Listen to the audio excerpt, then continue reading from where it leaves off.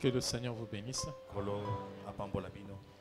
Et aujourd'hui encore, il y a encore une mauvaise nouvelle. Je crois il y a encore un autre ancien qui a traversé. Et je crois que tous nos anciens sont en train de partir les uns après les autres. Donc, le pasteur Landou de Baruti Tabernacle, qui vit maintenant à Dallas aux États-Unis, a traversé également de l'autre côté. Alors je voulais que nous puissions encore observer une minute de silence pour son âme.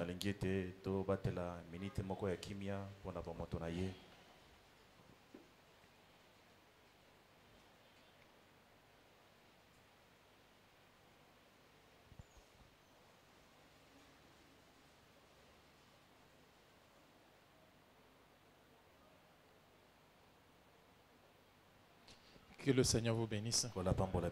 Et je crois que beaucoup connaissent Papa Landou. Et c'était un bon serviteur de Dieu qui a servi Dieu pendant plusieurs années. Et c'est d'ailleurs lui qui a béni notre mariage. Et un homme vraiment gentil et sage. Je crois que la dernière fois qu'on a parlé ensemble, c'était encore quand c'était il y a juste quelques mois. Hein? L'année passée. C'était l'année passée. Oui, vous avez appelé pour parler. Parce que ça faisait longtemps. Et il me rappelait comment, lorsqu'on allait à l'église là-bas à l'époque, avec les Maxime et les autres, on passait toujours par sa maison pour monter. Comme on allait à l'église à pied, alors on passait par sa maison pour monter à l'église. Et les dimanches, comme il y avait les baptistères encore à l'époque là-bas chez lui, et des fois on s'arrêtait là pour le service de baptême. Et il m'a rappelé ça. Et c'est un homme bien. Tout ce que nous pouvons dire, que la volonté de Dieu soit faite et que son âme se repose en paix. Nous allons prier. Seigneur notre Dieu, nous voici ce soir, ô Dieu, devant ta sainte parole pour continuer le service, continuer le travail, Père Céleste. Alors que nous voyons tes serviteurs qui ont servi pendant des années, qui ont posé les fondations du message dans ce pays. Ils sont en train de partir les uns après les autres. Seigneur, donne-nous la force de continuer le travail. Et lorsque notre temps arrivera également, que les jeunes gens qui sont en train de venir puissent continuer avec le même travail, avec le même zèle. Roi des rois, nous te prions de bénir le service de ce soir, bénir le cœur de tes enfants qui sont venus, Seigneur, pour écouter ta parole. Parle-leur, Seigneur, que ça ne soit pas moi, mais que ça soit toi. Écarte-moi du chemin, Seigneur, et parle directement à ton peuple. Apporte la parole et arrose la parole, et que tout soit pour ton honneur et pour ta gloire, dans le nom de Jésus-Christ. Amen. Que le Seigneur vous bénisse. Nous allons profiter pendant que vous êtes debout pour lire dans Daniel chapitre 9 à partir du verset 24. Matthieu et Daniel plutôt, Daniel chapitre 9 verset 24. La Bible dit 70 semaines ont été fixées sur ton peuple et sur ta ville sainte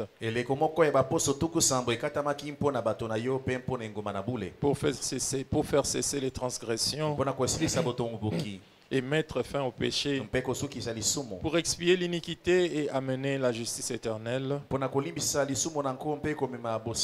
sceller la vision et la prophétie et pour oindre le Saint des Saints. Sache-le donc et comprends. Depuis le moment où la parole a annoncé que Jérusalem sera rebâtie jusqu'à loin, au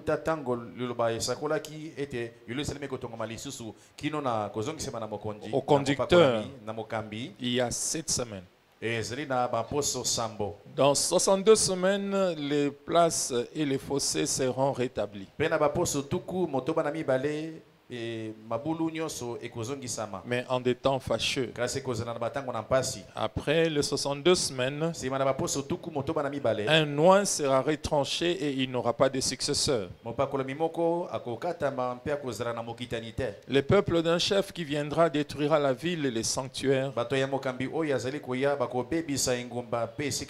Et sa fin arrivera comme par une inondation. Il est arrêté que les dévastations dureront jusqu'au terme de la guerre. Il fera une alliance, une solide alliance avec plusieurs pour une semaine. Et durant la moitié de la semaine, il fera cesser le sacrifice et l'offrande. Le dévastateur commettra les choses les plus abominables jusqu'à ce que la ruine de ce qui a été résolu fonde sur le dévastateur. Vous pouvez vous asseoir, je vais ajouter une autre écriture pendant que vous êtes assis. Une écriture qui nous servirait également de contexte pour comprendre le temps dans lequel nous vivons. Nous allons prendre Luc chapitre 21.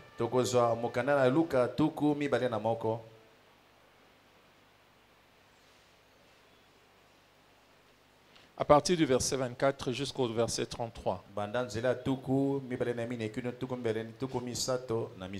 La Bible dit, ils tomberont sous le tranchant de l'épée. Ils seront amenés captifs parmi toutes les nations.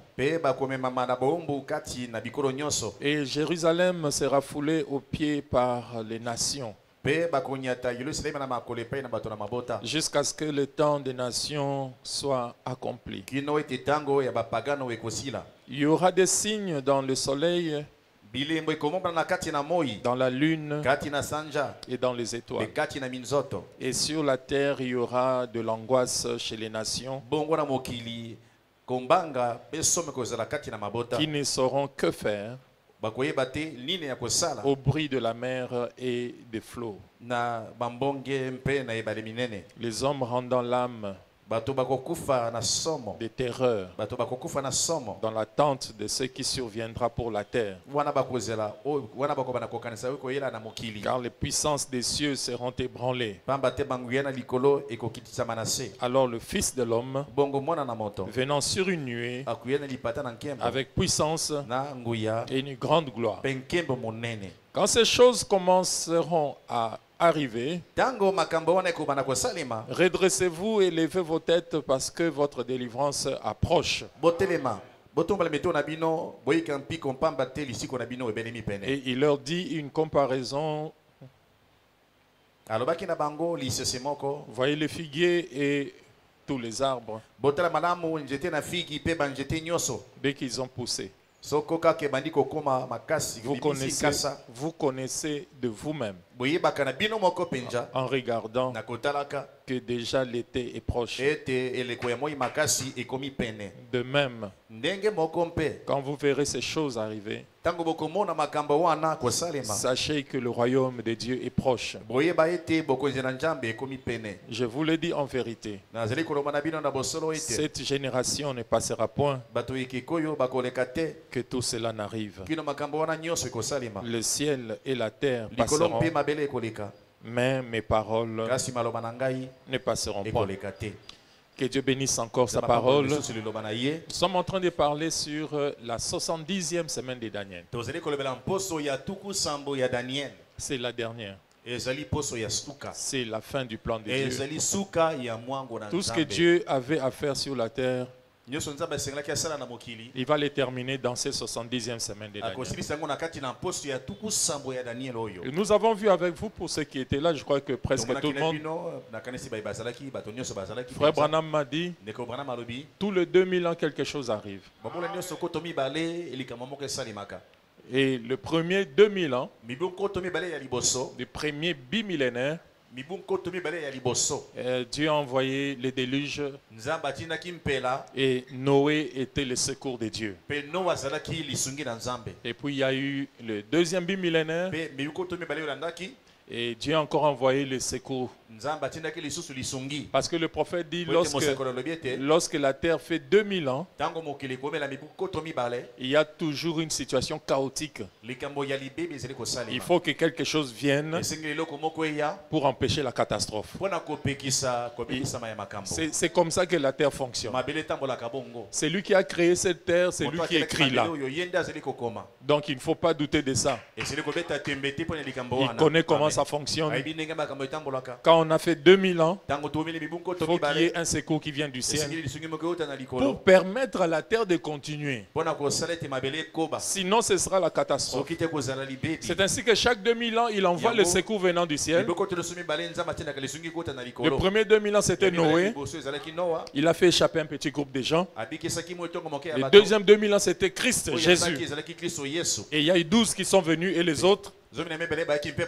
Et puis maintenant, il y a le dernier 2000 ans. Le dernier 2000 ans, c'est crucial. Parce que Frère Branham dit, ce qui arrivera dans ces derniers 2000 ans, ce sera la venue du Seigneur. Amen. Amen. La venue du Seigneur sera le secours qui viendra du ciel. Et ça va venir dans la dernière partie du plan. Parce que comme Dieu avait créé l'homme en 6 jours, il avait créé la terre en 6 jours, et que l'homme est venu dans le 6e jour. Alors 1 jour pour Dieu, 1000 ans sur la terre. Donc les 6000 ans correspondent exactement au 6e jour. Alors l'homme doit de nouveau rentrer sur la terre. C'est ainsi que vous avez vu Frère Branham. Ne soyez pas jaloux de lui, c'est Dieu qui l'a choisi. Donc, Frère Branham que vous voyez là, il n'est pas mieux que vous. Mais le choix de Dieu est tombé sur lui. Non, c'est comme ça que ça marche avec Dieu. Vous voyez, même les gens qui vous apportent la parole, ils ne sont pas mieux que vous. Seulement, c'est le choix de Dieu qui tombe sur eux. Et Dieu vous demande de respecter son choix. Ainsi que je vous ai montré avec Noé, Frère Branham dit même tous les prophètes que Dieu a utilisés n'étaient pas de bonnes personnes. Mais le choix de Dieu était tombé sur eux. Et c'est comme ça que Frère Branham, le choix de l'homme qui sera restauré, rétabli est tombé sur lui. Lorsque le ciel va s'ouvrir dans la dernière partie de 2000 ans pour apporter le secours sur la terre, à la venue du Seigneur, c'est Branham qui sera sur la terre. Branham sera le corps que Jésus va porter. Branham va lui prêter le corps pour que Jésus y entre, pour apporter le secours sur la terre. Nous avons vu avec vous, Frère Branham a dit, normalement la période devait aller jusqu'à 6000. C'est-à-dire l'an 2000. Mais la Bible, et Jésus avait dit, à cause des élus, cette période sera abrégée. C'est ainsi que le prophète a ajouté en disant, Jésus devait nécessairement venir pendant le 20e siècle. Parce qu'il faut que le plan puisse correspondre à la parole de Dieu. Donc si vous attendez Jésus après le 20e siècle, vous êtes en dehors du plan, en dehors de la Bible, en dehors de la parole, en dehors de Frère Branham. Donc tous ceux qui ne croient pas que Jésus-Christ est venu sont en dehors de la parole. Ça, je vais entendre un grand amen. Vous savez, Dieu choisit les faibles. Dieu choisit les rejetés. Dieu choisit toujours le petit groupe. Mais Dieu se cache dans ces groupes-là. Ne regardez jamais la grandeur des églises où c'est que la majorité croit. Dieu est dans sa parole. Vous devez rester avec la parole. Et la parole, c'est William Branham. Et vous devez croire ce que lui vous dit. Frère Branham dit, quand Jésus a dit que comme les figuiers, quand vous verrez les figuiers bourgeonner, les prophètes disent c'est le retour d'Israël. Ce sera le signe de la venue du Seigneur. Parce que nous les nations, comme nous allons le voir ce soir, Dieu ne nous donne pas le temps. 70 semaines ont été fixées pour ton peuple. C'est Israël qui a un temps fixé. Mais nous, notre horloge, c'est Israël. Pour savoir quand est-ce que Jésus doit venir, la montre que nous devons surveiller, c'est Israël. C'est ce que Frère Branham dit. Jésus a dit, à partir du moment où Israël deviendra une nation, vous compterez une génération. Parce que Jésus a dit cette génération-là qui verra Israël rentrer dans sa patrie ne passera pas que Jésus soit revenu. Israël est revenu dans sa patrie en 1946. Une génération, c'est 40 ans. 46 plus 40, 86. Alors le prophète ajoute, dans cet intervalle,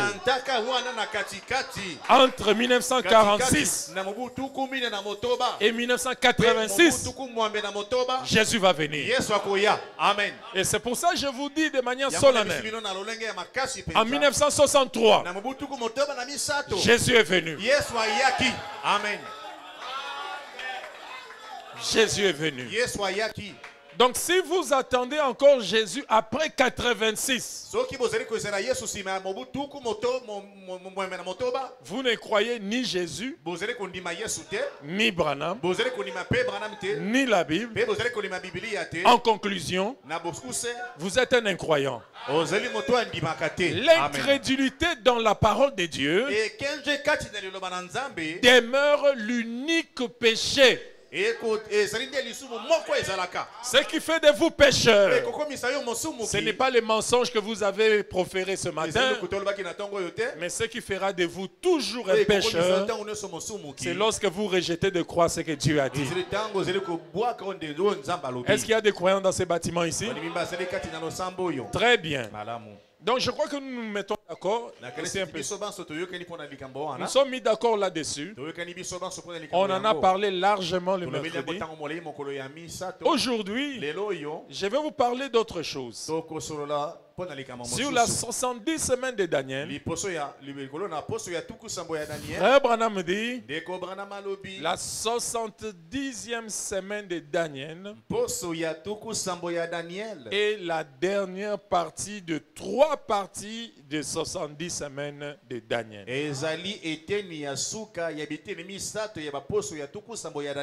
Il y a donc 3 parties dans les 70 semaines de Daniel. On va les faire comme ceci. La première partie. L'ange Gabriel dit à Daniel, il y aura d'abord 7 semaines. Et durant ces 7 semaines, le temple sera rétabli. Ce sera la reconstruction du temple. Il y aura 7 semaines. Ensuite, après les 7 semaines, il y aura les 62 semaines qui seront des temps fâcheux, des temps difficiles. Ça, c'est les 62 semaines.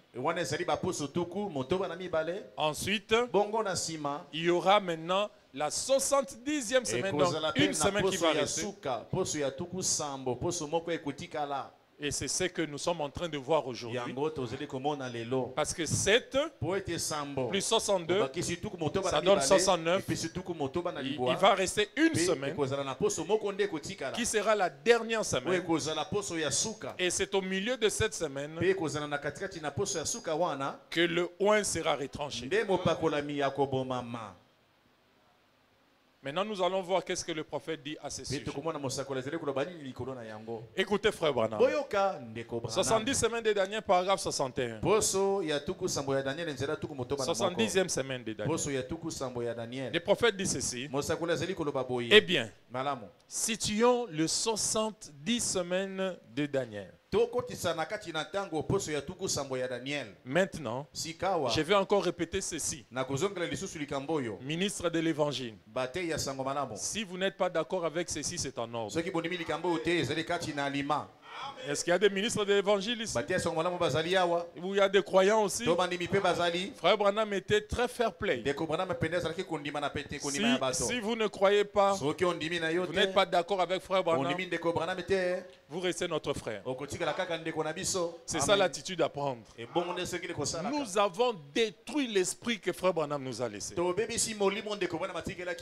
Nous aimons nous battre, nous briser, nous séparer, nous diviser, oubliant qu'une maison qui est divisée ne peut jamais aller de l'avant. Frère Branham m'a dit, même si vous croyez différemment que moi, j'aurai toujours le plaisir de vous écouter. Peut-être que c'est moi qui suis dans l'erreur, peut-être que c'est vous, mais il faut toujours écouter et rester frère, garder des bonnes dispositions. Nous ne croirons pas toujours les mêmes choses. J'insiste. Je veux vraiment que cette église sache une chose. Les enfants de Dieu ne sont pas ceux qui croient comme vous. Les enfants de Dieu sont dans toutes les églises. C'est ce que Frère Branham dit. Donc, il peut arriver que nous ne voyons pas les choses de la même manière. Mais retenez une chose, au ciel il n'y aura pas que votre église. Ça c'est la première chose. Quand j'ai cru le message de Frère Branham en 1986, la première chose que Dieu m'a montré, j'avais reçu une vision. Dieu m'avait montré, parce qu'à l'époque quand j'ai cru le message, je n'allais dans aucune église. Alors j'ai commencé à découvrir qu'il y avait des gens qui croyaient le message de Branham à l'université. Alors on m'a demandé d'aller le voir. Et j'ai commencé à me rapprocher des frères qui étaient là au Home Campus, qui croyaient également le même message de Branham. Mais j'avais remarqué que l'esprit qui était dans certains d'entre eux ne correspondait pas à l'esprit qui était en moi. Parce que tout le monde peut savoir ça. Je vais entendre dans mon église. Vous savez ce que Dieu m'a montré? C'était une nuit. J'ai vu au ciel un grand aigle qui volait sur le ciel. Et quand ce grand aigle a volé, il y a eu plusieurs petits aiglons qui sortaient de ce grand aigle. Et quand ces aiglons sont tombés sur la terre, ils étaient nombreux. Et moi je me suis approché, j'ai commencé à caresser ces aiglons.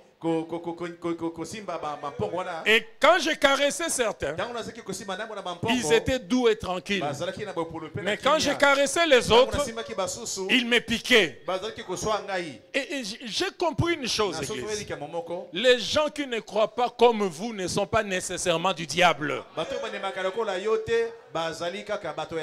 Les enfants de Dieu, Dieu seul les connaît. Gardez toujours de bonnes dispositions les uns vis-à-vis des autres. Si l'un a des raisons de se plaindre de l'autre, c'est écrit dans la Bible, et Frère Branham l'a dit, allez voir la personne et parler avec cette personne. Les choses sont claires et restez chrétiens. Amen. Frère Branham prévient, il dit, je vais encore répéter ceci, ministre de l'Évangile. Si vous n'êtes pas d'accord avec ceci, c'est en ordre. Écoutez maintenant. Les 70 semaines de Daniel se divisent en 3 périodes. Comme nous le voyons dans Daniel 9. 3 périodes. D'abord, une période de 7 semaines, ce que nous venons de montrer là-bas. Ensuite, une de 62 semaines. Et ensuite, une période d'1 semaine. Elle se divise en 3 périodes différentes. Donnez-moi un amen, église. Donc retenez, il y a 3 périodes dans les 70 semaines de Daniel. Maintenant, Frère Branham continue. Il dit ceci, il dit maintenant, j'ai tracé les divisions ici au tableau. La première période, la deuxième période, et d'après la façon dont je le comprends par l'évangile, par le Saint-Esprit, au temps de la fin, Dieu retourne de nouveau aux Juifs. Donc dans les périodes de 70 semaines de Daniel, il y aura la première période, il y aura la deuxième, mais à la troisième période sera la période fatale, sera la période cruciale où Jésus-Christ retournera de nouveau chez les Juifs. C'est ici que les choses vont se passer. C'est ici que tout se passe dans la dernière semaine de Daniel, que vous devez vraiment faire très attention afin de comprendre les programmes. Frère Branham dit, c'est au temps de la fin que Dieu retourne de nouveau aux Juifs. À la première venue, Jésus vient pour les Juifs. À la deuxième venue, Jésus vient encore pour les Juifs. À la troisième venue, Jésus vient pour les Juifs. Je veux d'abord être sûr de ça. Frère Branham dit, en réalité, toutes les 3 venues ne constituent qu'une seule grande venue glorieuse. Ça, c'est dans les messages des Hébreux. Je crois que vous vous souvenez qu'on avait vu ça. Frère Branham dit, en réalité, il n'y a qu'une seule venue d'un Messie qui vient pour Israël. Et il vient quand? À la dernière semaine. Quand il va venir à la dernière semaine, il aura donc toute la semaine pour travailler. Mais il sera tué au milieu de la semaine. Alors il va partir pour revenir encore, achever ce qu'il avait commencé. Et à la fin de la semaine, il y aura le millénium. Et Jésus-Christ vient donc ici à la première venue, et ici à la deuxième venue, et là-bas à la troisième venue, et tous ces 3 venues dans une même période de temps. Non, donnez-moi un amen ici, s'il vous plaît. Est-ce que vous êtes en train de comprendre ça. En réalité, Jésus ne vient que dans la 70e semaine de Daniel. Et nous allons voir ce que le prophète dit là-dessus. Le mystère de 1260 jours pendant lesquels les deux témoins d'Apocalypse 11 vont travailler pour les Juifs. Et vous allez finalement comprendre pourquoi ça devait être 1260 jours. Et c'est de ça que nous allons voir. Vous êtes prêts maintenant? Ok, laissez-moi essayer d'aller tout doucement maintenant pour être sûr que vous allez bien comprendre. Je vais prendre tout mon temps. Frère Branham continue, il dit: or, nous savons par tous les évangiles que Paul et les autres ont enseignés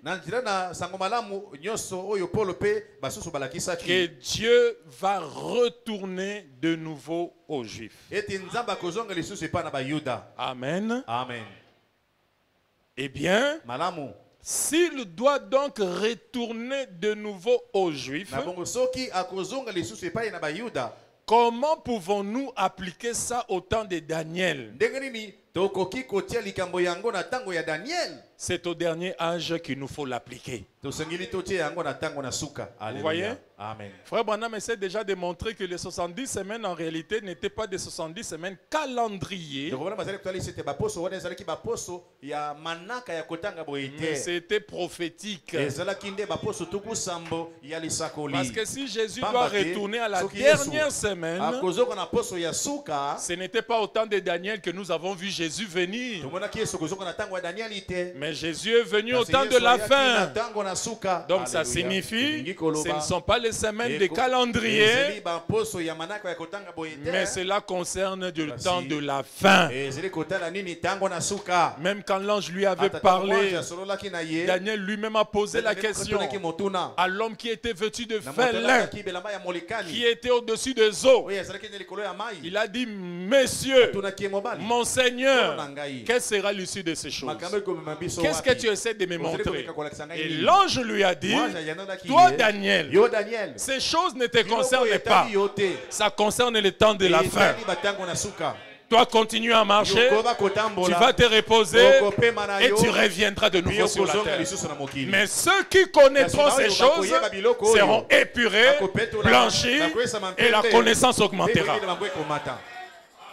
Et vous êtes ces peuples-là. Amen. Amen. Dieu veut que vous compreniez son plan. Soyez attentifs à la parole et saisissez la vision. Frère Branham continue, il dit: c'est au dernier âge qu'il nous faut l'appliquer. Vous êtes avec moi? Et ça arrive après le départ de l'Église des nations.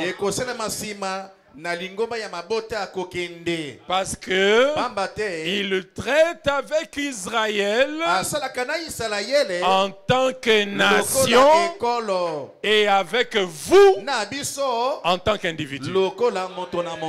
Amen. Donc même la manière de Dieu de traiter avec nous est différente de la manière dont Dieu traite avec Israël. Il faut que vous le sachiez. Ça signifie, lorsque vous verrez des Juifs croire le message de Branham, ce seront des individus.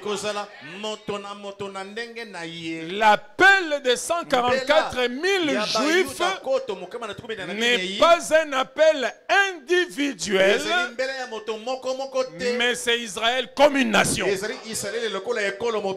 Mais l'appel de Dieu pour l'épouse a toujours été un appel individuel.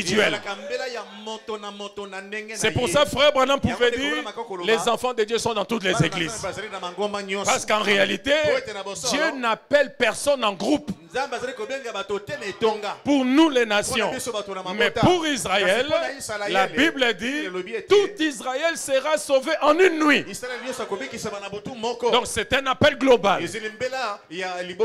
Qu'il n'y ait pas d'amalgame dans votre esprit. Croyez Branham ou rien.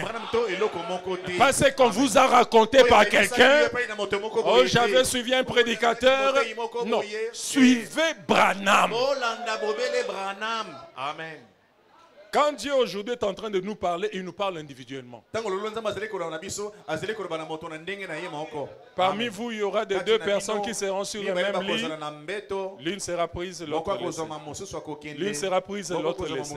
Ceux qui seront dans une église, voyez-vous que vous êtes assis là, ne pensez pas que votre voisin voit ce que vous voyez. C'est toujours individuel. C'est pour ça, ne soyez pas influencés par qui que ce soit. Quand tu as besoin de dire Amen, tu te lèves, tu dis Amen. Montre-lui que tu t'en fous de ce que lui pense. Si lui ne croit pas, il est libre de ne pas croire. Mais comme moi je crois, oh, laissez-moi l'exprimer. Amen. L'épouse est sauvée individuellement. Même si vous ne croyez pas, et moi je crois. Alors comme moi je crois, je me fous de vous. Amen. Il y a des gens qui viennent à l'église pour empêcher les autres d'adorer librement. Oui mon frère, quand vous voulez vous lever, vous vous levez. Ça montre que votre cœur est pur.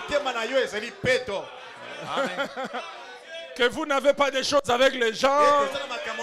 Vous n'avez pas de choses avec Dieu. Vous êtes venus pour adorer.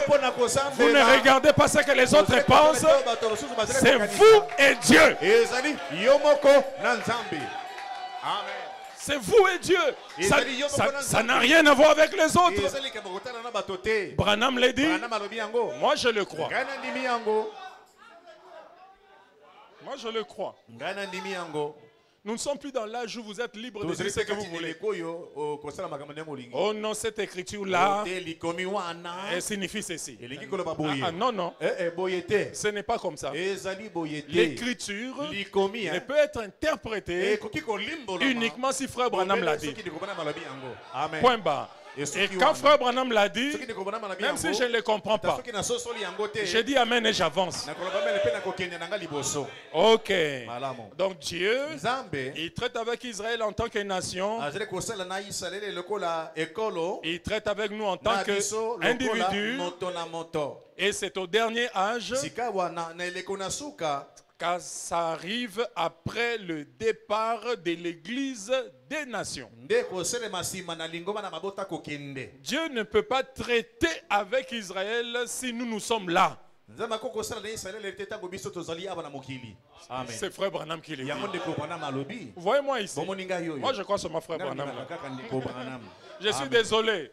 Si vous croyez autre chose, moi je crois que Frère Branham. Je suis désolé. Je crois Frère Branham. Oui. Au moins avec lui, je suis sûr de lui. Vous savez, nous ne sommes sûrs de personne. Non, nous ne sommes sûrs de personne. On est sûr que des Branham. Vous pouvez avoir l'impression que quelqu'un est spirituel. Il vous trompe. Vous irez au ciel, vous ne le trouverez pas. Soyez sûr seulement de vous-même. Et de Branham. Le reste n'est que sable mouvant. Alléluia. Frère Branham continue et dit. Maintenant, j'ai ici quelques notes que j'aimerais vous lire au fur et à mesure que nous avançons. Voilà. Nous sommes en train de parler sur le temps. Vous vous souvenez? On a commencé ça depuis dimanche, mercredi. Les mystères du temps. C'est pour ça qu'on a parlé également du temps des nations. Parce que le 70 semaines, c'est le temps d'Israël. Parce que nous les nations, Dieu ne nous a pas donné de temps. Les 70 semaines de Daniel, c'est le temps d'Israël pour son rétablissement. Ce n'est que quand ils ont tué Jésus, ici, au milieu de la semaine, que nous nous sommes entrés. Nous avons profité ici. Et nous avons une ossétage de l'église. Et pendant le temps de ces grâces-là, c'est là que nous nous entrons. Mais le temps, c'est le temps d'Israël. Maintenant, frère Branham dit, la Bible dit au moment où la parole a annoncé que Jérusalem sera rebâtie. Ça a eu lieu le 14 mars. Si certains d'entre vous veulent le noter en hébreu, vous verrez que c'est le mot Nissan. Nissan qui veut dire le mois de mars. C'est alors que l'ordre a été émis le 14e jour de Nissan.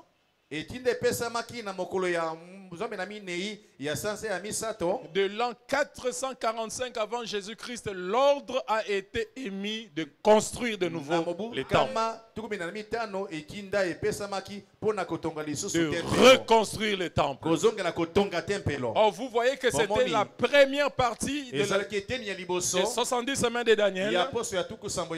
Le temple devait être reconstruit pendant cette semaine. Vous voyez? Vous avez lu les Écritures. Alors vous comprenez ça. Jusqu'à ce que ce fût terminé, il a fallu 49 ans pour terminer le temple et la ville. Vous voyez? 49 ans pour reconstruire le temple et la ville. Retenez ces chiffres, 49 ans. Parce que c'est ce qui va nous permettre de comprendre la longueur de la semaine prophétique. Qu'est-ce que Dieu voulait dire exactement quand il a parlé de 70 semaines? La mesure de la semaine, nous aurons son explication ici sur le 49 ans. Les prophètes continuent, et il est dit ici dans la Bible, c'est Daniel qui parle, ou l'ange qui parle à Daniel, les murailles se seraient rétablies en des temps fâcheux. Et beaucoup d'entre nous, nous nous en souvenons. Au moment de la construction, il tenait d'une main la truelle et de l'autre l'épée pour guetter l'ennemi. Alléluia. Lorsqu'il faut reconstruire les temples, vous devez guetter l'ennemi. Ne soyez pas distraits. Ayez toujours la capacité de détecter l'ennemi qui essaie de vous empêcher de reconstruire ce que vous devez reconstruire. Vous devez avoir l'épée sur une main et la truelle sur l'autre. Branham a dit, vous êtes en train de reconstruire. Mais lorsque l'ennemi vient, vous n'utiliserez plus Branham a dit l'épée. Amen. Branham a dit c'est pour construire. L'épée, c'est pour étranger l'ennemi. Nous n'allons plus accepter que l'ennemi nous empêche de reconstruire ce que Dieu a ordonné que ça soit reconstruit. C'est maintenant ou jamais. Nous allons les tuer. Alléluia. Et nous allons reconstruire. Nous sommes gentils quand on construit, mais méchants contre l'ennemi qui essaie de nous empêcher de reconstruire. Soyez vigilants. Amen. Soyez vigilants. Regardez comment nos anciens sont en train de partir. Il est plus tard que nous ne l'imaginons. Nous ne savons pas si nous serons là encore pour combien de temps. Tout ce que nous devons faire, faire ce qu'il faut faire. Vaincre et partir. Amen. Pas question de fuir la terre. Nous ne sommes pas des lâches. On ne fuit pas. On vainc. Amen. Ce sera rétabli dans des temps fâcheux. Voici comment j'ai trouvé ce qu'il en était des jours. Voilà. Comment frère Branham a compris les jours. D'abord, de prime abord, vous devez savoir qu'il y a 3 calendriers. Il y a 3 calendriers. Les blancs sont vraiment des roublards. Ils ont même dérangé les calendriers. Et c'est ainsi qu'il nous est difficile de calculer les années de la prophétie. Paragraphe 65, frère Branham dit, eh bien, on a 2 ou 3 calendriers différents. Peut-être il y a des gens qui écoutent ça pour la première fois. Frère Branham dit, c'est historique. Vous pouvez vérifier même dans Google. C'est historique. Il y a 3 calendriers. Il dit, si on reprend l'ancien, les calendriers astronomiques, alors on voit que dans les calendriers juliens, le premier calendrier, c'est le calendrier julien. Les calendriers juliens, c'est le calendrier astronomique. Et frère Branham, nous allons le voir. Frère Branham l'appelle aussi les calendriers maçonniques. C'est ce que les francs-maçons utilisent pour déterminer les périodes. C'est le calendrier julien. Les prophètes appellent ça également les calendriers astronomiques ou les calendriers maçonniques. Les prophètes ajoutent, il dit, il y a 365 jours dans le calendrier julien. 365 jours et un quart. Ça dérange les calculs déjà. Ça dérange les calculs. Ils ont calculé ça avec les passages de Sardes et des autres étoiles. Ils ont calculé ça. Et on voit que dans les calendriers romains, ça c'est le deuxième calendrier que nous avons. C'est Rome. Rome qui nous a légué son calendrier. C'est celui que nous utilisons actuellement.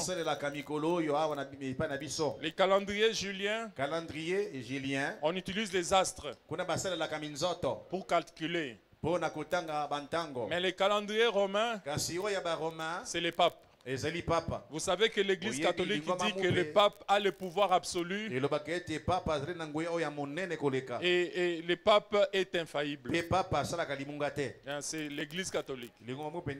Donc ce que le pape dit, et c'est absolu. Et le pape a fait le calendrier. Le prophète dit, c'est le calendrier que nous utilisons actuellement. Donc Rome règne sur sur nous même dans les calendriers.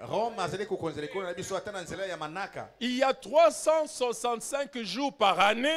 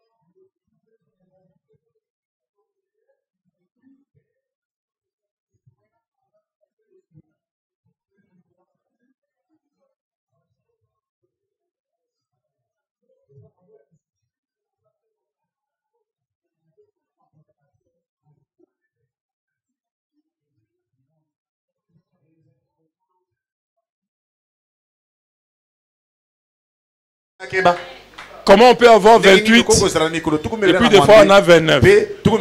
Qui détermine ça d'abord? On ne sait même pas très bien. Qui a déterminé ça? Même les jours de Pâques changent. Il y a des années, on n'a pas qu'en mars. Et d'autres années, on n'a pas qu'en avril. Et qui détermine ça? C'est les calendriers romains. Donc Rome a même changé le temps. Frère Branham continue. Et il dit, et maintenant, 66.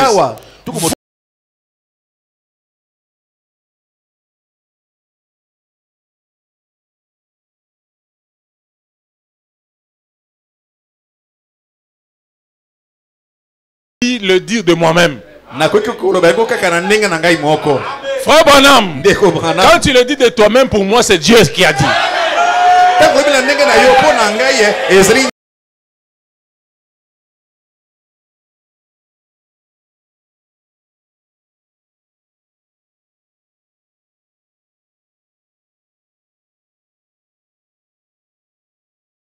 Possible que les prophètes trompent. Frère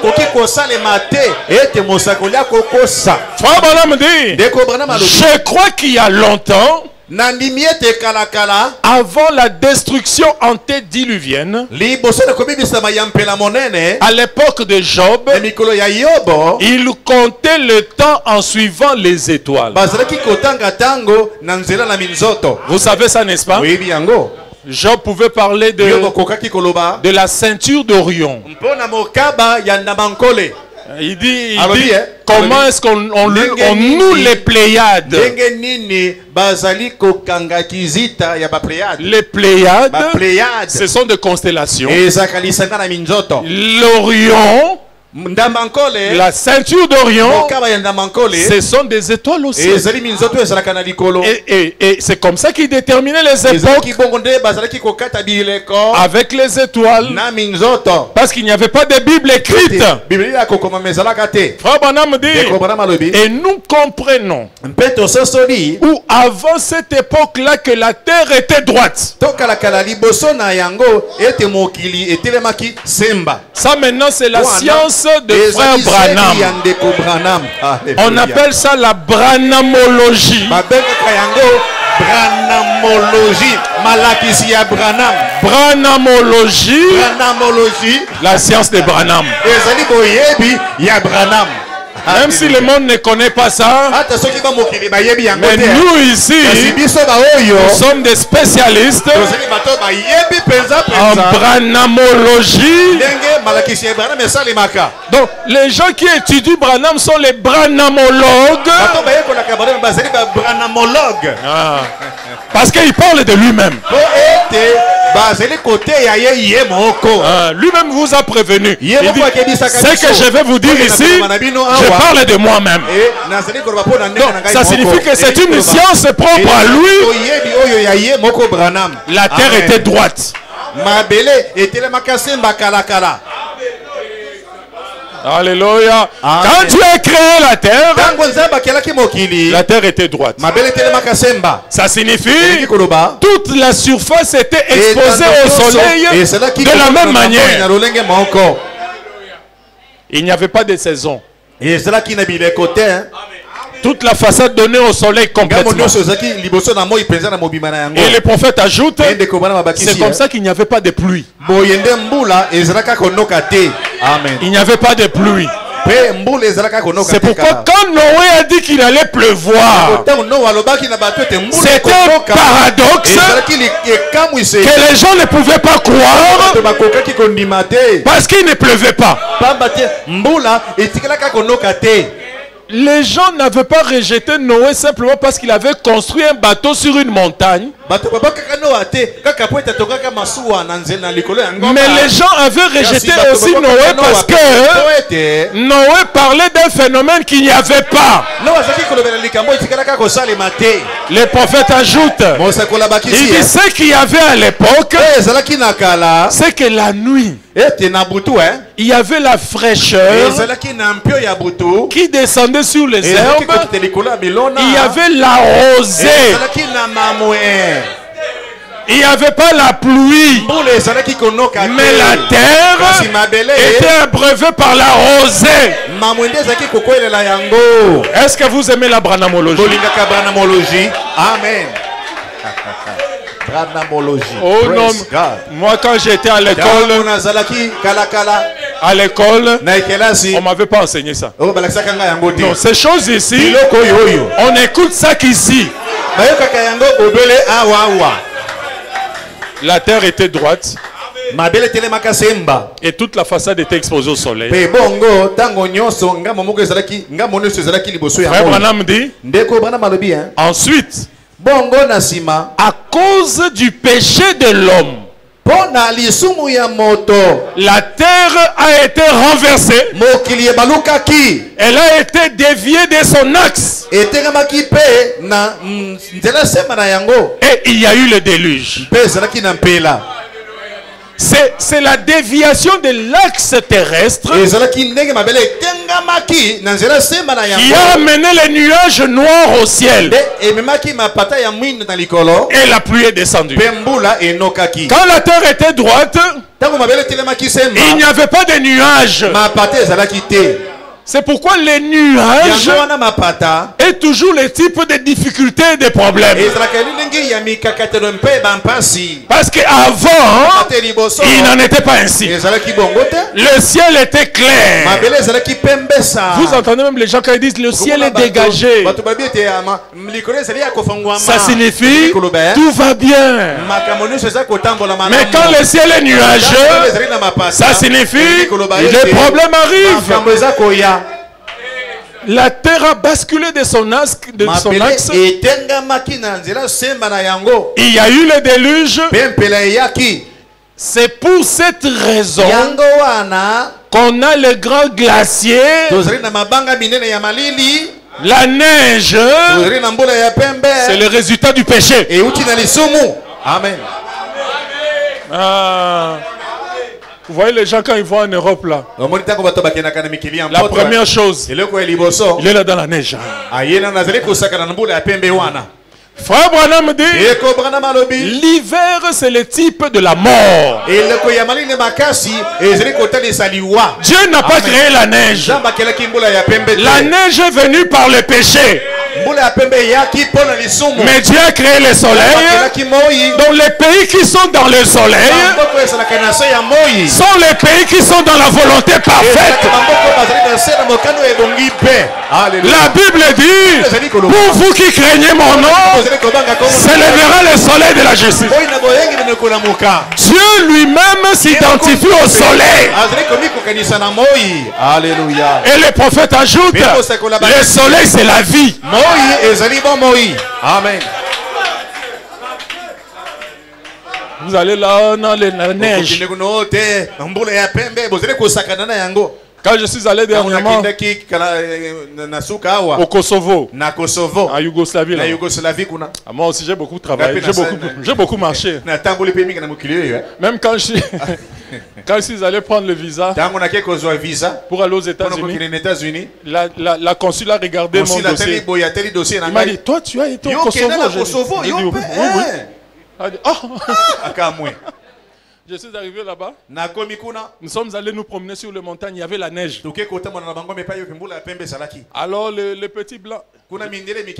J'espère qu'il ne me suit pas. Le petit blanc là qui me conduisait. Quand on arrive là, il y a la neige. Et il me dit parce que ça glissait. Ça glissait parce que c'était sur une montagne. Les routes n'étaient pas asphaltées. Alors la neige était tombée sur la route et ça avait fait des blocs, ce qui fait que quand la voiture roule dessus, vous avez l'impression que la voiture veut quitter la route. Et il y avait des pentes. Alors on s'est arrêté quelque part. Il m'a dit, tu veux qu'on arrête pour que tu ailles toucher la neige? J'ai dit, mais c'est n'importe quoi. Non, pourquoi je continue d'avancer? La neige n'est pas une chose exceptionnelle qu'il faut aller toucher, tout ça. Écoutez-moi bien. Vous avez la neige dans vos maisons, dans vos congélateurs. C'est ça la neige. Si vous voulez toucher la neige, ouvrez le congélateur.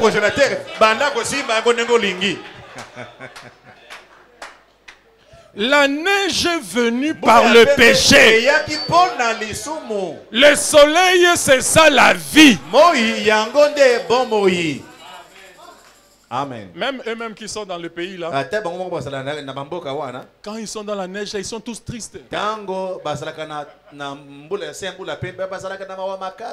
Les blancs sont des gens tristes. Le visage toujours fermé, insensible, indifférent. Mais lorsque l'été commence, quand le printemps vient, eux-mêmes ils sont très contents, ils sortent là avec des petites culottes. Ils sont à la plage en train de coyote la moto. Ils ont besoin du soleil. Mais nous avons le soleil 365 jours. Remerciez d'abord le Seigneur pour le soleil. Amen. Eux cherchent le soleil.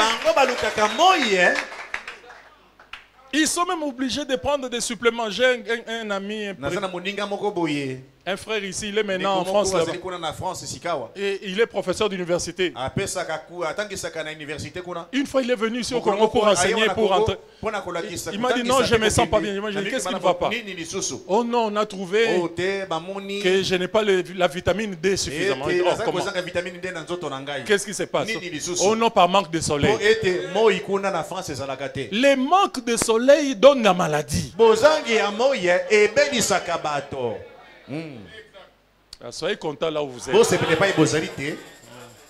Des fois, nous voyons que le mauvais côté des choses.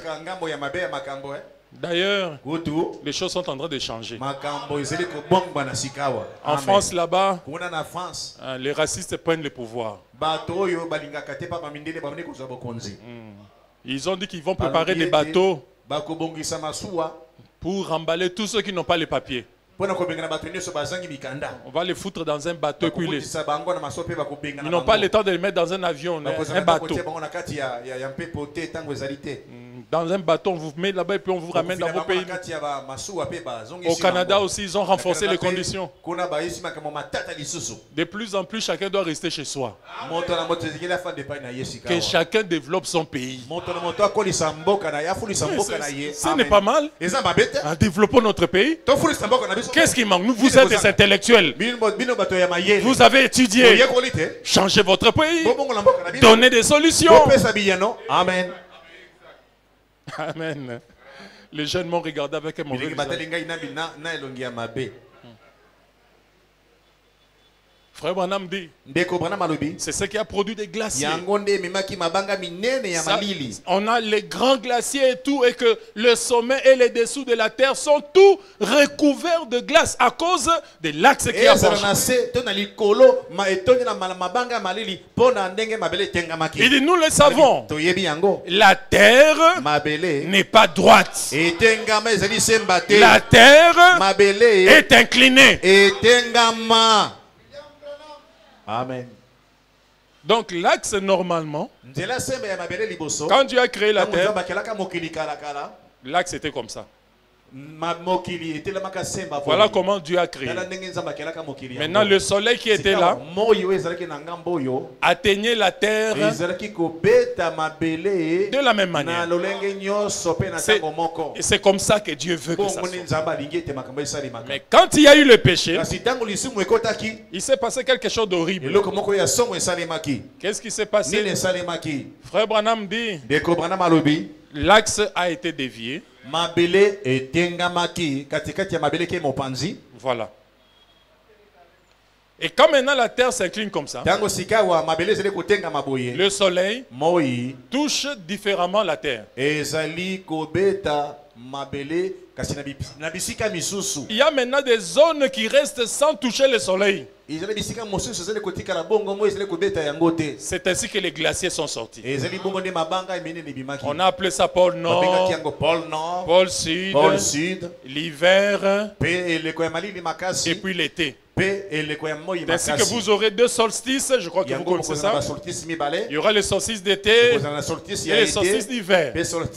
Donc quand la terre tourne, à un certain moment, ce même axe ici va se retrouver comme ceci. Alors le soleil va frapper du côté de l'Europe. L'Afrique du Sud entre dans l'hiver. Et quand ça va faire comme ceci, et inversement, c'est comme ça que ça se passe. C'est le péché. Le prophète dit, le péché change toujours les choses. Le péché peut changer votre vie, peut vous faire sortir de la continuité. Beaucoup de difficultés que vous rencontrez parfois, c'est simplement dû au péché. Le péché va déranger votre foyer, le péché va déranger votre église, le péché va déranger la nation, le péché va déranger même la terre. Amen. Souvenez-vous du temps d'Israël. Lorsqu'il y avait la sécheresse sur la terre et qu'il ne pleuvait pas, le jour où Akab a rencontré Élie, Akab lui a dit, pourquoi tu tourmentes Israël? Mais Élie lui a dit, ce n'est pas moi qui tourmente Israël, mais c'est toi, Akab, qui tourmente Israël parce que tu es allé prendre une femme païenne. Toi, tu es frère du message, mais tu vas choisir une sœur à l'extérieur. Mais ça va amener des problèmes dans votre maison. Amen. En réalité, Frère Branham dit, quand le soleil frappait Israël et que la pluie ne descendait plus, c'était le signe du péché. Amen. À cause du péché d'Israël, comme Akab avait pris Jézabel, le ciel s'est fermé. Le péché fermera votre ciel. Le péché empêchera la prospérité. Le péché va créer des difficultés dans votre parcours. Plaisez à Dieu. Amen. Vous voyez des sœurs qui viennent, ils disent, pasteur, moi les gens qui m'aiment, ce sont seulement les païens. Tu les rencontres où? Question simple. Tu les rencontres où? Les chrétiens sont censés être en compagnie des chrétiens. Les chrétiennes sont censées être avec des chrétiennes. Maintenant, les païens là qui te draguent, vous les rencontrez où? Montrez-moi qui vous fréquentez. Je vous dirai qui vous êtes. Amen. Comment vous pouvez être dans l'église? Vous ne trouvez aucune sœur. Non, non, non, non, non, non. Oh pasteur, je ne trouve personne. J'ai dit papa, si tu n'as pas des yeux, je peux te prêter les miens. Et tu connais la réponse? Non, non, pasteur. Non, je vais choisir moi-même. Mais tu n'en trouves pas. Et les sœurs disent la même chose. Oh, pasteur, les frères ne sont que des aventuriers. Des aventuriers, les frères. Dans l'église ici, des aventuriers. Frère à sérieux, à zadé. C'est ça que les sœurs disent. Vous ne savez pas ça? Ils disent ça. C'est pour ça que nous allons chercher. Les frères aussi disent, ma sœur a bien. Quand les frères disent ça, c'est généralement à cause de votre façon de vous habiller.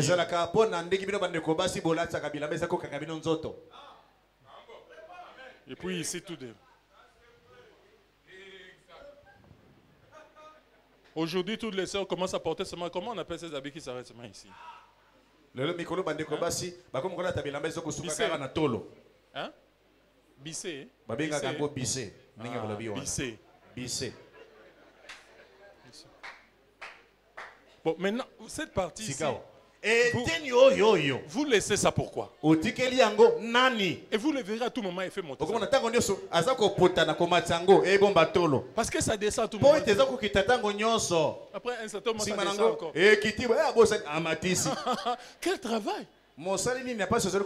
Les autres portent des jupes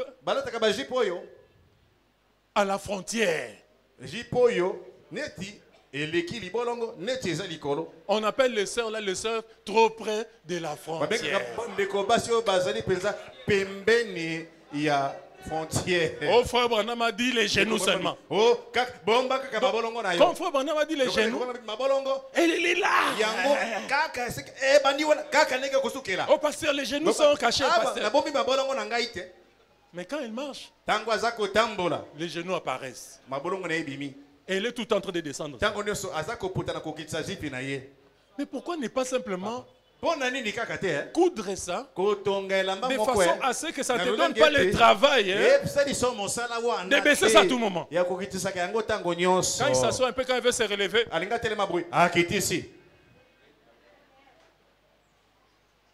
ce genre de choses donne, je dis bien l'impression, ça donne l'impression que vous n'êtes pas des chrétiens.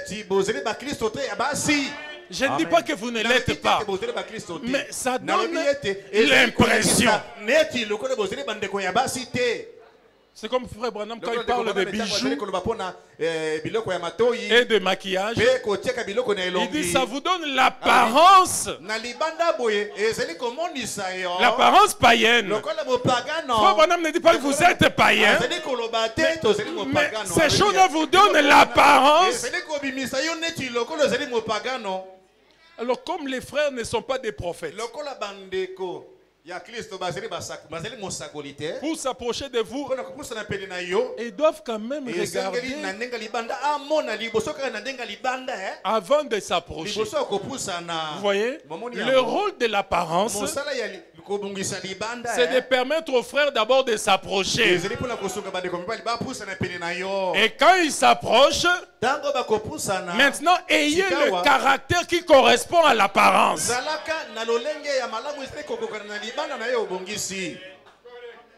Ce sont les deux choses seulement.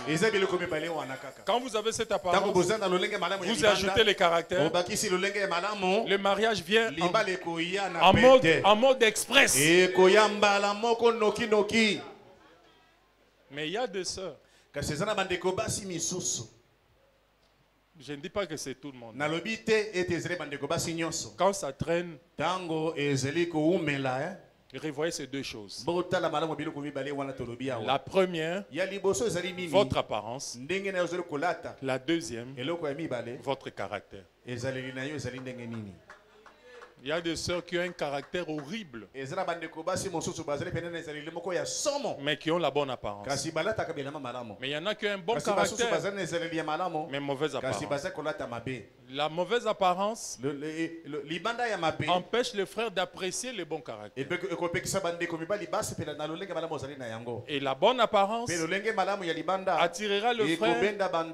Mais vous allez remarquer, comme une sœur m'a écrit cet après-midi, je ne comprends pas, les frères ne font que venir et partir. Venir et partir.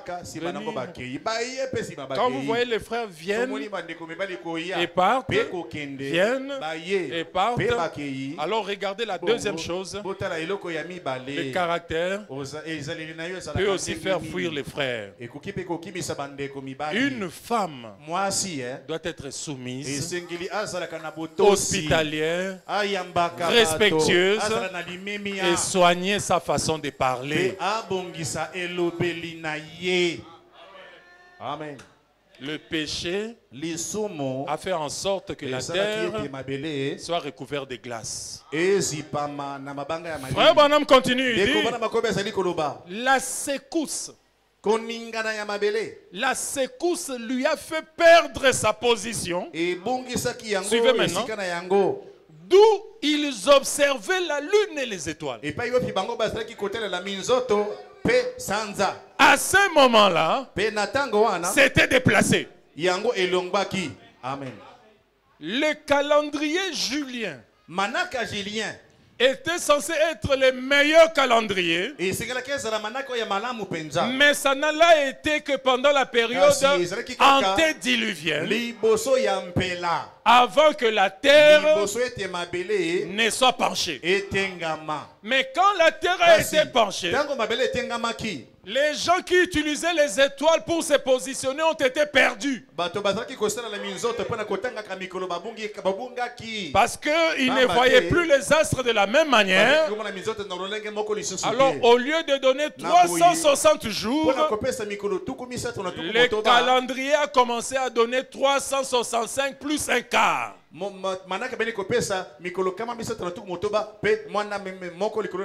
ce calendrier ne pouvait pas être utilisé. Frère Branham continue, il dit, on ne pouvait plus s'y fier pour calculer le temps. Parce qu'elle penche d'un côté et elle est inclinée. Alors on ne tombe pas face aux étoiles en même temps. C'est parce qu'elle est de travers par rapport à ces étoiles. Est-ce que vous comprenez? Il dit, je crois que c'est comme ça. Ça c'était le premier calendrier. Je me souviens encore à l'époque, quand nous étions des enfants, Quand nous sommes entrés dans notre maison là à Mongafula, il n'y avait ni courant, ni eau, ni rien. Alors on devait aller à l'école. Maman n'était plus là, nous sommes restés seuls. Maman avait divorcé avec papa. Papa sortait le matin. Alors moi j'ai resté avec les petits. On n'avait aucune montre dans la maison. Pas d'horloge, pas de montre bracelet. Le téléphone n'existait même pas. Alors ce que je faisais, je prenais une tige, je mettais dans le sol et je regardais l'ombre. Et quand l'ombre arrive à un certain endroit, je dis, hey, comment ça vous l'avez? Quand ça arrive ici, hey, allons à l'école. Et ça marchait très bien. Et il y a un moyen de regarder l'heure à partir du soleil.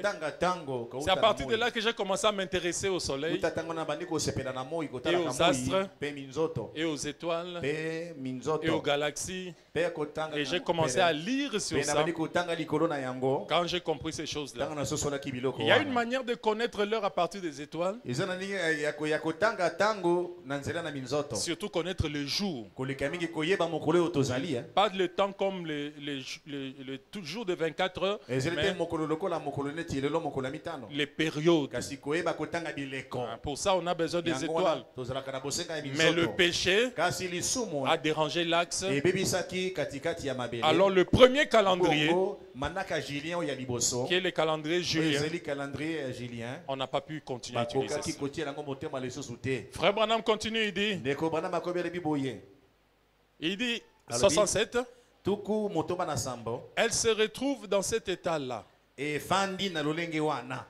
tout ce que ça montre, c'est que c'est juste une période dans le temps. Ne voyez-vous pas? Dieu ne peut pas avoir des choses qui sont des travers. Amen. Dieu ne peut pas avoir des choses qui sont de travers. Il laisse tout simplement aller comme ça pour un peu de temps. Et je crois réellement que c'est ce qui est arrivé. Et c'est dans ces derniers jours que Dieu va révéler ses secrets à l'église. Alléluia. L'ange a dit à Daniel, la connaissance augmentera. Amen. C'est le temps où la connaissance doit augmenter. Parce que Dieu ne l'a pas fait auparavant. Et s'il ne l'a pas fait, c'est pour que l'Église continue à veiller et à prier tout le temps, ne sachant pas quand ça allait arriver. Mais vous vous souvenez, dans Daniel 12, il a dit, le sage comprendra. En ces derniers jours, cela lui a été donné. S'il y a un sage ici, il va comprendre les 70 semaines de Daniel. Et l'ange a dit à Daniel, les méchants ne comprendront pas. Donc si vous comprenez ces choses, c'est qu'il vous a été donné de comprendre ces choses parce que vous êtes des sages. Les choses de Dieu sont réservées uniquement aux sages. Les prophètes ajoutent, paragraphe 68, l'esprit de sagesse entre dans l'église pour faire connaître à l'église par la révélation du Saint-Esprit. Il fait entrer l'église et il révèle le jour où nous vivons. Amen. La sagesse de Dieu vous révélera les jours dans lesquels vous êtes en train de vivre. Quelle est notre position dans les 70 semaines de Daniel? Comprendre les 70 semaines de Daniel prouve que la sagesse de Dieu, l'esprit de sagesse de Dieu vous a pénétré. Parce que Dieu vous connaît. Ce que Dieu connaît, Dieu leur permet de connaître le jour. Et vous n'ayez pas de confusion. Est-ce que nous sommes dans le jour des Juifs? Est-ce que nous sommes dans le jour des gentils? Est-ce que nous sommes dans la Odyssée? Est-ce que nous sommes dans l'éternité? Connaître le jour est une grâce que l'esprit de sagesse de Dieu vous accorde. Amen. Moi, depuis que j'ai compris ça, je ne discute plus avec les gens. C'est comme quelqu'un qui a dit, à l'état où nous sommes arrivés, si tu veux penser que 2 plus 2 font 6, je vais concéder ça pour toi. C'est le niveau où nous devons atteindre. Parce que si c'est l'esprit de sagesse qui doit pénétrer dans l'église pour leur montrer le jour, si quelqu'un est confus au sujet du jour, c'est qu'il a un problème. Le manque de l'esprit de sagesse qui ne vient que pour ceux que Dieu connaît. Daniel comprend la vision. Sois attentif à la parole. Je suis venu te révéler ces choses parce que tu es un bien-aimé. Ce que Dieu aime, il leur révèle sa volonté. Amen. Frère Branham dit, tout comme Gabriel est venu à Daniel, le Saint-Esprit vient à l'église dans les derniers jours pour révéler ces grandes choses secrètes et profondes. Il dit, est-ce que comprenez-vous maintenant? Le Saint-Esprit, c'est les prophètes. Le grand jour s'est levé. Dieu nous a visités.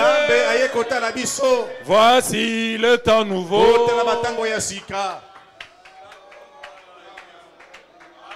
Nous recevons de Christ ce qu'il avait promis. Le Saint-Esprit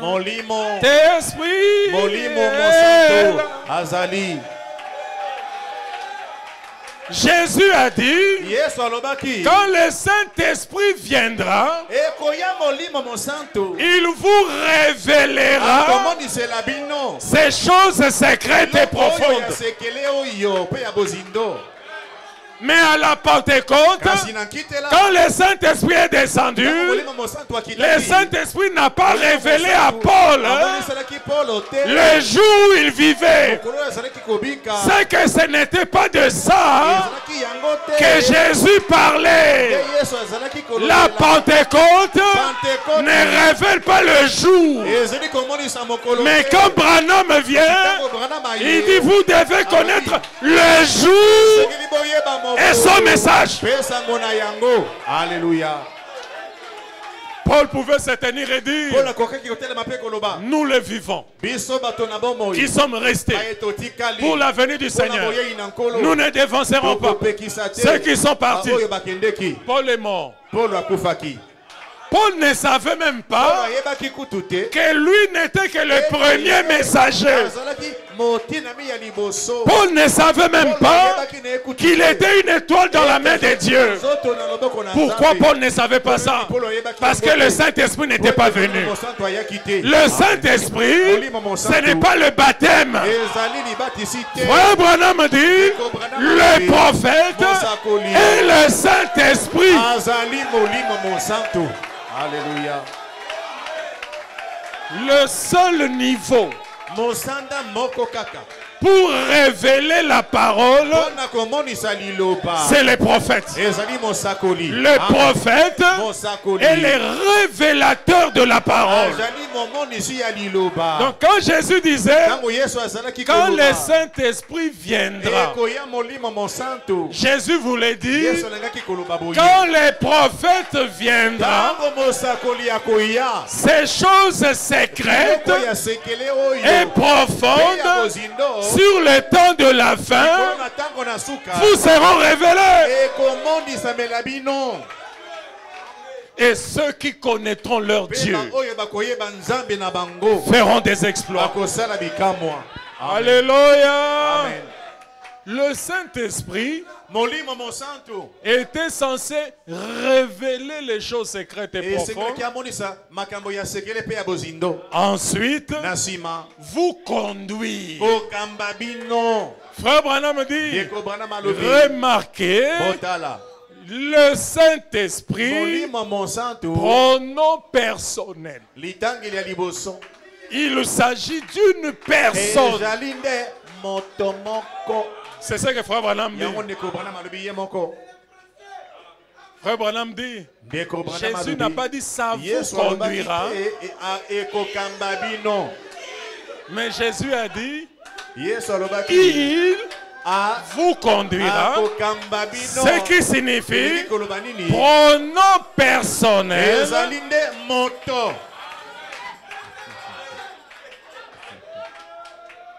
Amen. Dans le message de Frère Branham, souvent les gens ont peur pour rien. Frère Branham dit, le Saint-Esprit signifie Dieu dans l'homme. Amen. Maintenant, ça devient simple. Hein?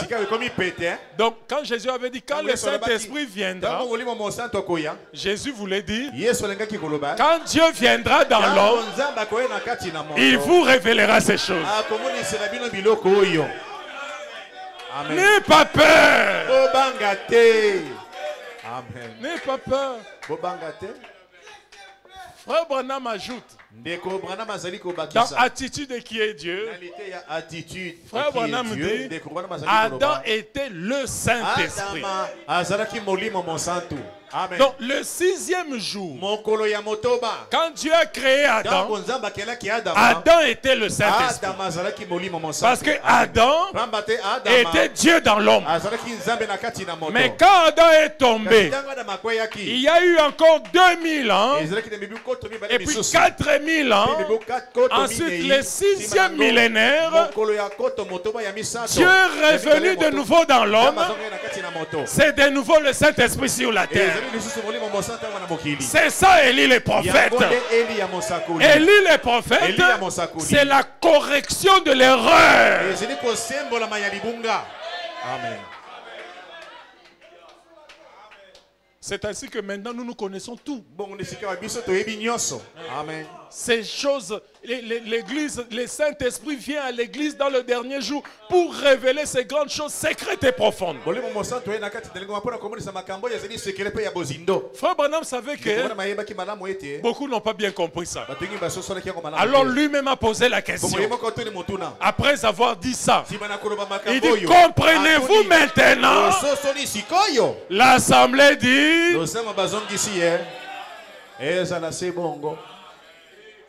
des fois les gens disent comme ça, amen, mais ils ne comprennent rien. Frère Branham continue, je vais bien comprendre. Il dit maintenant, prenons Apocalypse. Ah, ces choses. Non, ici c'est une partie importante.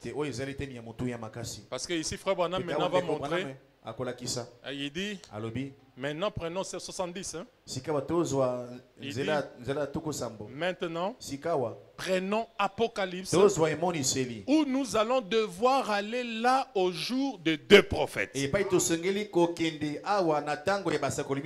y a aussi beaucoup de confusion sur le ministère de 2 prophètes d'Apocalypse 11. Maintenant, nous allons entrer là. Frère Branham va d'abord donner l'unité des mesures pour une semaine. Ensuite, à partir de cela, nous allons comprendre quand on dit que tout se passera dans la dernière semaine. Si cette dernière semaine correspond à combien d'années? C'est à partir de 49 ans. Qui va nous donner ce qu'une semaine signifie? Qui nous donnera la réponse à ce que la semaine signifie? Et maintenant, au milieu de la semaine, nous pourrons maintenant placer les 2 témoins d'Apocalypse 11 qui vont travailler pendant 1260 jours. L'équivalent dans le calendrier chrétien à 3 ans et demi. Exactement la dernière partie de la dernière semaine. Que le Seigneur vous bénisse. Amen.